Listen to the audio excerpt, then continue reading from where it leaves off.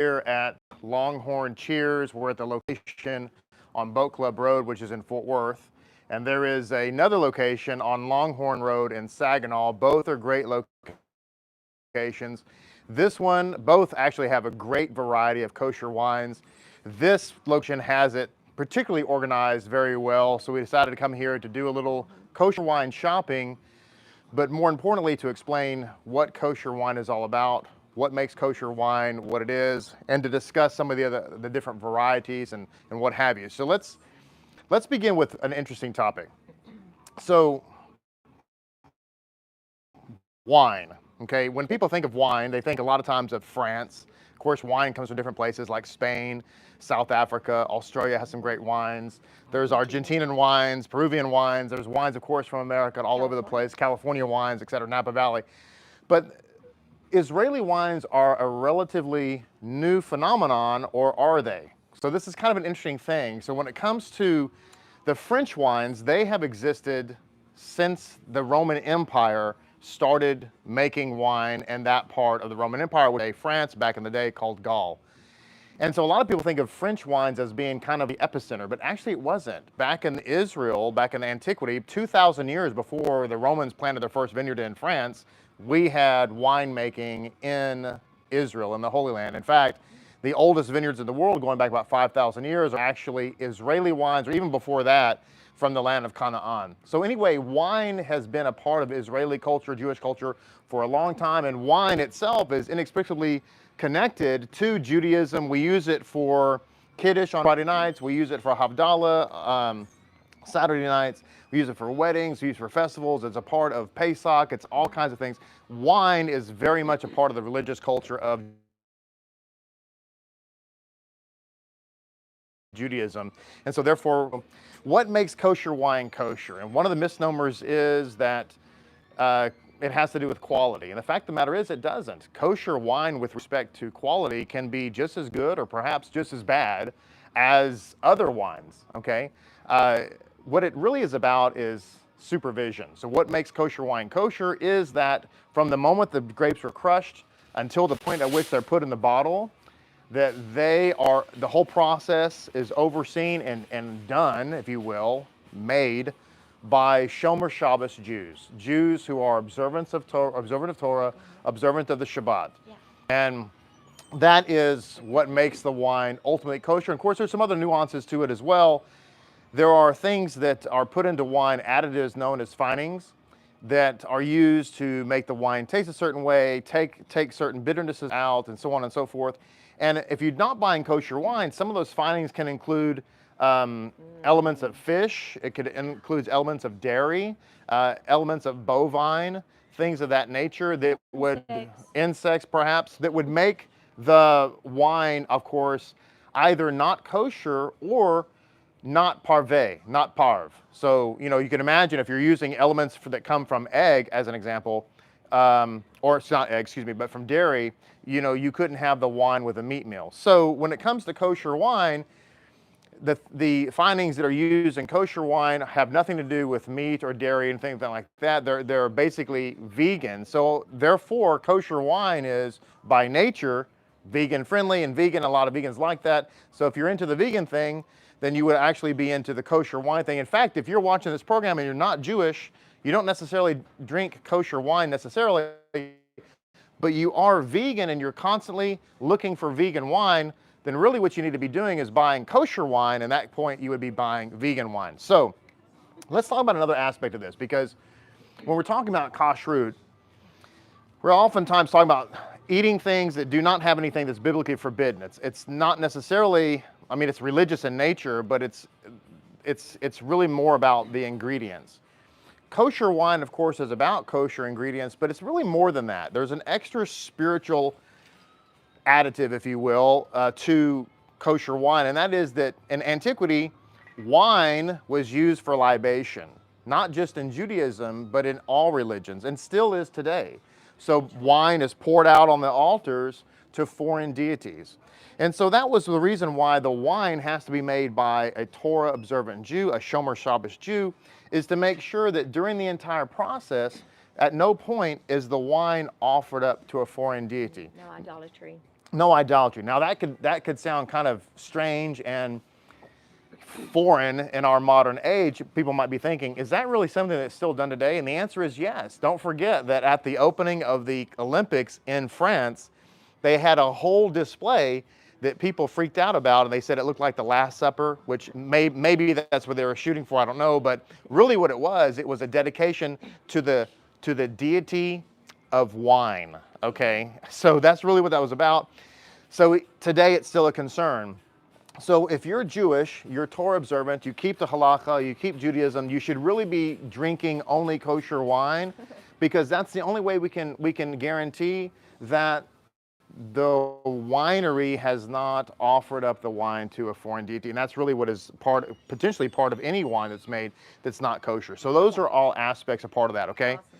So let's talk about how do you know if the wine's kosher or not, okay? Yes.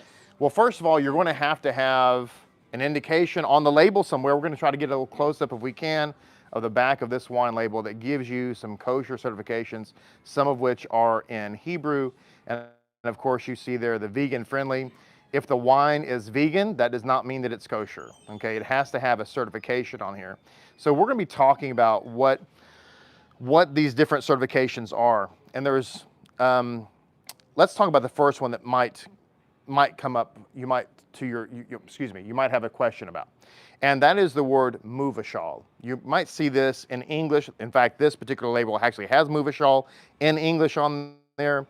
Sometimes it's written in Hebrew, but what does it mean that it's muvashal? Because there are kosher wines that are muvashal, and then there are kosher wines that are not muvashal. Most of them, however, are going to be muvashal wines. So what that means is the wine has been flash pasteurized. You might be asking, what's that for? Well, it has actually some side benefits.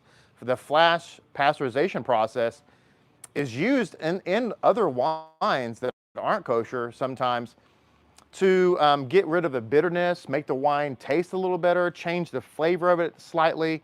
Anyway, winemakers use it to basically perfect their wine. But it has a different purpose when it comes to kosher wine. And that goes back to the idolatry part.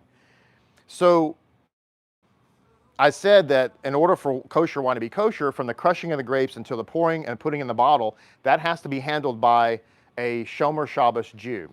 Okay, so what happens if the wine is ready to be uncorked and poured? Well, if it's not muvashal, then it has to be only poured by a Shomer Shabbos Jew. Again, for the same reasons we talked about earlier with respect to the idolatry concerns and so forth. If the wine is muvashal, then what that means is that the wine has been made basically not usable anymore for libation offerings, and therefore a non-Jew can pour the wine or handle the wine after it's been uncorked. Well, that becomes important, especially here in the United States, where you might be having a wedding or perhaps a Passover Seder or some other kind of function in which you have non-Jewish servers, in which case you would need to have muvashal wine. And so that's why. Does muvashal make the wine taste worse? That's kind of I think that's a common myth. And the answer, of course, is no, it doesn't. It doesn't. I've had non-muvashal wine that I thought was not as good as the muvashal wine. So it just depends on the wine itself and that type of thing. Something else you might see on the back of a wine bottle, it may say in Hebrew or English, it could say mehadrin or lehamadrin.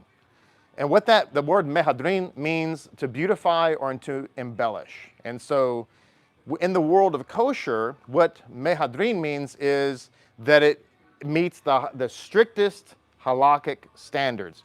And so most wine that I've come across, almost all of it has lehamadrin on it in some way, shape, or form. I'm trying to see an example if I could find one right quick in any of these bottles that I am presently looking at that is in English. Sometimes the print is kind of small and it eludes me. I don't really see it right quick. Let me just take another quick look here. And if that's going to tell me lehamadrin or not. Not seeing it doesn't mean it's not there. Could be that my eyesight is just not seeing it. But a lot of times you'll see this lehamadrin written. It just basically means that the wine is made to the strictest standards. And that's pretty much true of most wines, as I said, that come across, although I say that, and I'm sitting here trying to find it on the, well, here it is. Here's a good example. Now, this is in Hebrew, of course, but you would see it right where the top of my finger. It actually says in Hebrew, kosher lehamadrin. So if I'm somebody who just wants to make sure that the wine that I'm purchasing is being made to the highest possible kosher standards, then that label is going to be important to me. Now, looking back here at this wine bottle, I think this had a better, we're gonna look at something else, not better, but a different concept.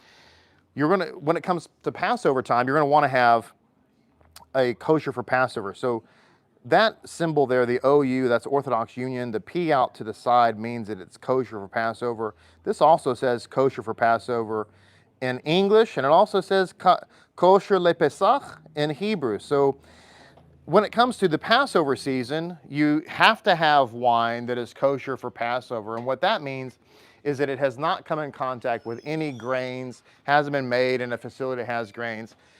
Most kosher wine is kosher for Passover. I have come across in my lifetime, I think, a wine that did not have that on there, I believe, but most of them all have it.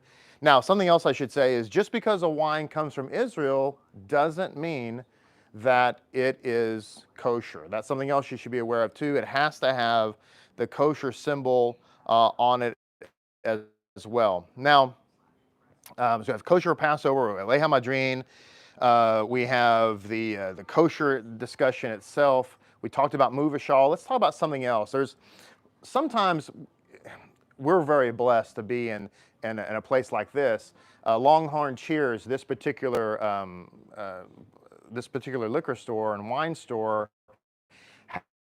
has one of the best selections. And in fact, if you just take a step back, I want you to just kind of see this from here all the way down and even down on that end are a bunch of different varieties of kosher wine. They have really, I mean, in the entire Dallas-Fort Worth area, it's really one of the best. And last time I checked with Mark, the wine manager here, that they're like one of the, I think the top 3 kosher sellers of kosher wine in the Dallas-Fort Worth area. So they have a really great selection. Now, unfortunately, for the many who are watching this program, you may not have access to kosher wines in your area. You may have to order them. Kosherwines.com is a great place to order them. I don't know if you can actually order from Cheers or not. Maybe you can. I never asked Mark about that. That'd be a good question to ask. But you're probably seeing on your shelves at the grocery store Manischewitz wine, or perhaps Magen David. And they probably have that here somewhere. I don't know if they have it or not. But those are really, they're kosher, yes. And they're very popular. But those are really what we call sacramental wines or Kiddush wines. They're very, very sweet. And they're intended just to do Kiddush. They're not really intended to sit around and drink like you would a glass of wine, like to have wine and cheese or wine with a meal. All of these are intended to do that, okay? So that's the sacramental wine aspect. Now, when you're talking about kosher wines have all the same appellations that all the other wines do. So there's Cabernet Sauvignon, there's Merlot, there is Shiraz. What else do we have? Cabernet Franc. We have Chardonnays. There are champagnes. There are sparkling wines. Although there is a unique one here, and that is, let's go ahead and look at this particular wine. This is a wine appellation that's called Argamon. Argamon is a grape that is unique to Israel, and it's one that they've kind of refined. And the word Argamon actually means crimson. And so this particular wine that we hear, Jezreel, this actual wine here is made just with the Argamon grape. So that's unique to Israel. This particular wine, the Jezreel Alpha, actually has a variety. So it's a blend rather. It's Shiraz, Argamon, Cabernet Sauvignon. So there's a mixture there. Something else I should mention as well. I've talked here a lot about Israeli wines. Wine, in order to be kosher, does not have to come from Israel. In fact, here's a good example. This is one of my favorite, the Chateau Le Petit Chabon. This is the French wine. It's from my home estate Just kidding.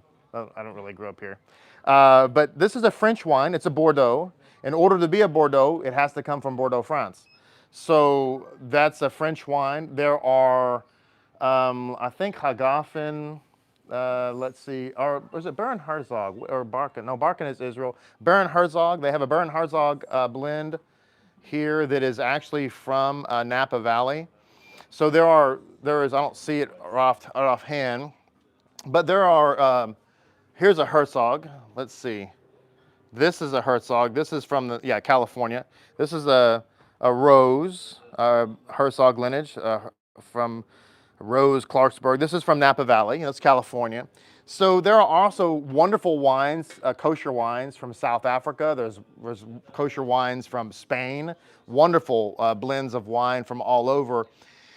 It's just a great variety. So it doesn't have to come from Israel in order to be kosher, but it does, in order to be kosher, it does have to be from the crushing of the grape to the bottling, have to be overseen by Shomer Shabbos Jews. And as a Jew, you should only drink kosher wine for the spiritual nature. Now we'll add something else. You can have kosher wine for any event. However, I do think that something to consider when you're talking about drinking kosher wine for special occasions like Shabbat or particularly a festival like Rosh Hashanah, that when the grape is being grown in Israel, there's a couple other mitzvahs that it is connected to, like the Shemitah year, for example. So when you're consuming wine that comes from Israel, you're actually consuming a product that comes from the sacred Holy Land. And it also has more mitzvahs that are involved in it, the Shemitah year, etc. And so when you're thinking about a kosher wine, now again, you can drink any kosher wine you want to, wherever it comes from. But I think that's something that you should think about. Now, as you can probably see here on the camera, kosher wine comes in different cost varieties. Okay, so you have wines here that are, $55 or $60. You have others that are in the $30 range, high 20s. This French wine, which I enjoy, is $22 or so. And they just kind of go over the place. Or you can come over here to some of these varieties, kind of moving the camera slowly here, to some of these varieties that are more in the $7 and $8 range. So you can meet. This is 60. Here's a $60 wine, this Brut Rose from Hagafen wineries. There's a $60 wine. So, there's wines for every budget. And then there's a wine over here. Hold on a second. And, this one is, be very careful with this one. This Teppenberg, and this kosher wine is a Cabernet Franc, is actually an $80 bottle of wine. So if you wanted something, really special, maybe for a wedding or perhaps for Rosh Hashanah or maybe for a bris milah or something like that, you can come and get a more expensive wine. So the point is that there's wines of all varieties, and there's all kind of varieties of all kinds of. But again, you could come in here and get a $7 bottle of wine. You could get a $10 bottle of wine, all the way up to $80. I'm sure there's probably more wines out there that are more expensive. And as I said, every appellation, you have Merlot. I mean, here just looking in front of me, I have Merlot, we have Cabernet Sauvignon. We have Cabernet Franc. I mean, there's Chardonnays, there's white wines, there's roses, there's reds. It's really just whatever you want. It's a huge, blessed variety. We joke a lot about Manischewitz. You're not stuck with Manischewitz. I'm not a big fan of Manischewitz, but that's me. But then again, if that's all you have to do Kiddush, hey, that's great. And sometimes I've used it for Kiddush for that very reason. But these are wonderful wines. And we do have some sparkling wines down here. They're not exactly champagnes. In order to be a champagne, it actually has to come from France and meet all the criteria. But this is a good one. Like, this is a Brut. It's more of a sparkling wine. I mean, it's a champagne. Champagnes actually were developed in France beginning in about the 16th century, 1600s anyway, and they were originally for royalty. So they were like a French royal beverage, and makes a lot of sense. But you have a lot of Bruts here. I mean, sparkling wines for a lot of people for a lot of folks pretty much equates to a champagne, but these are not technically champagnes. But you know what? You can get them. I know you can order them, and the people here at Cheers have done a great job. Now I want to show you one more thing before we sign off here. Here at Cheers, they put this on the wall. This is just a wonderful map that shows the different appellations. Something I want to mention about appellation. Appellation means where the grape was grown. And the first time that this is discussed, like as far as where a grape is grown to make wine, the first time it's discussed is actually in the Bible. So in the book of Ezekiel, for instance, it talks about the appellation of grapes that were grown in Helbon. In the book of Hosea, it talks about appellation of wine that was grown in Lebanon, the wine of Lebanon. In the book of 1 Kings and 2 Kings, it talks about the appellation of wine grown in the Jezreel Valley. So this is all the areas that you can grow. Archaeologists recently, was reading a report that they found, they discovered a huge winery that existed in ancient times in the Negev, in the desert region. And that arid region was apparently really good for growing grapes. And it lasted for like this, they estimate that this vineyard lasted for like 1,500 years. So when you're looking at a wine, sometimes it's fun to look at these kosher wines and go, I wonder where this particular wine is from. You know, it could be from the Galilee, could be from Jerusalem, could be from the Negev area around the Jordan, Mediterranean Sea. There's, up there in the Haifa region. And of course, naturally, wherever the appellation of the grape is, could change the flavor of the wine itself. So, it's fun to, it's interesting. It's fun as a Jew to shop for kosher wine and try different kosher wines. As a Jew, all we can drink is kosher wine, but then again, look at our variety. I mean, we don't want for wine, And just recently, in our last trip to Israel, we actually walked in the ancient wine press of Shimon's. That's right. Rabbi Singer was saying our most recent trip to Israel, she and I actually got to stand in and walk around in the ancient wine press that Samson's family and his whole city and community actually used. So we got to stand right there, and when you're in Israel, you can see these ancient wine presses. But think about that. So we talk about the wine, how far back winemaking goes in Israel. Well, it goes back to the days of Samson. That was a big deal. Of course, Samson, bless his heart, couldn't drink any of it because he was a Nazarene. But anyway, listen, I hope that you have enjoyed this explanation of kosher wine. If you have any questions, please let us know. If you're in the Dallas-Fort Worth area, I want to give a huge shout out to Longhorn Cheers. They are, of course, they have all kinds of things here, not just wine, but they're great people. They have a great variety. They've been so good to us to really stock the wine for our community. So they have this location on Boat Club Road in Fort Worth. They have another location on Longhorn Road in Saginaw. So listen, if you're Jewish and you're watching me and you're from the Dallas-Fort Worth area, or you live an hour or two away and you're thinking, man, where can I go in the Dallas area to get some really good kosher wine? Yes. Come to Longhorn Cheers and take a case or 2 or 3 or 10 home, and you won't regret it, all right? So God bless all of you. Thank you so much for joining us. We'll see you again when we do another shopping tour of some kind.